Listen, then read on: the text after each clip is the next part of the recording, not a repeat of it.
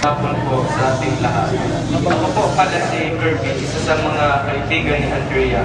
Isa po ako sa dalawang kasama niya ng maganapang di inaasahang pangyayari noong January 30.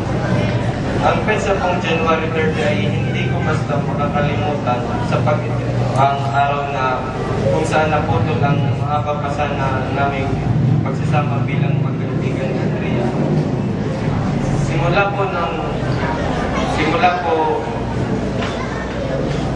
Nagsimula po ang aming pagiging magkaibigan ni Andrea nang kami po ay magkakilala sa isang computer shop na malapit lamang sa kanila. Ito ay along Lacandulat Drive sa Gugo. Doon, madalas kaming magkwentuhan, magbiruan at siyempre maglaro ng computer. Sa Andrea po ay palabiro, mabait at mapagbigay sa kapwa. Ako po ay humihingi ng kapatawaran sa mga magulang, kapatid, kamag-anak at mga nagmamahal kay Andrea. Naging bahagi po ako sa nangyari kay Andrea.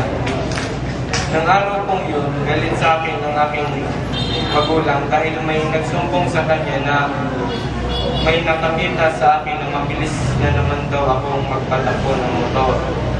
Dahil doon, hindi ako pinapalabas ng bahay at hindi ako pinapagamit ng motor ko. Dahil sa katigasan ng aking ulo at gusto kong maglakwalsa ng araw na yun, ako ay sumama kay William.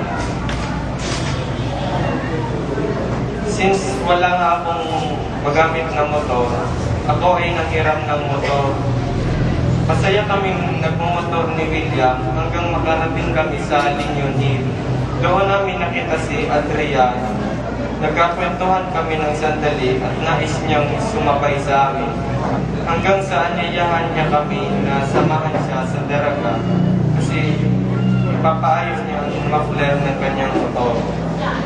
Agad pinatakbo namin ang kanya-kanyang motor papunta sa taas ng Linyon Hill.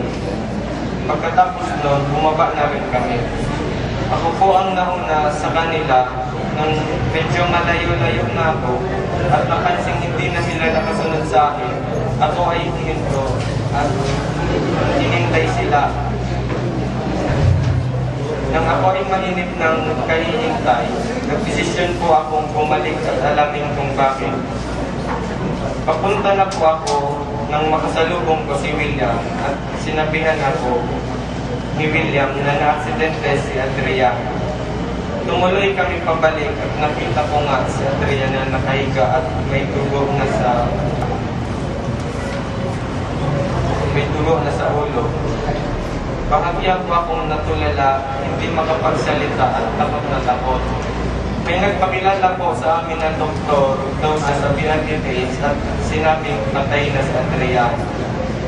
Dinala po kami sa Daraga Police Station para daw sa aming safety.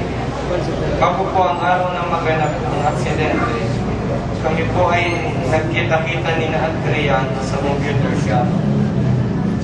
Doon, sinabihan namin siya na ipaayos ang kanyang motor kasi mali ang pagkakabalance ng manibela. Walang preno at walang preno sa hulihan. Ang sagot niya sa amin, wala daw siyang pera kasi hindi daw siya binibigyan ng pera ng papa niya.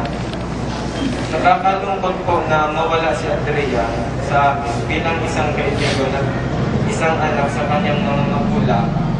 Kung minsan, kasi tayong mga kabataan ay matitigas ang ulo, suwain, hindi nakikinig sa mga sinasabi ng mga tatanda sa atin.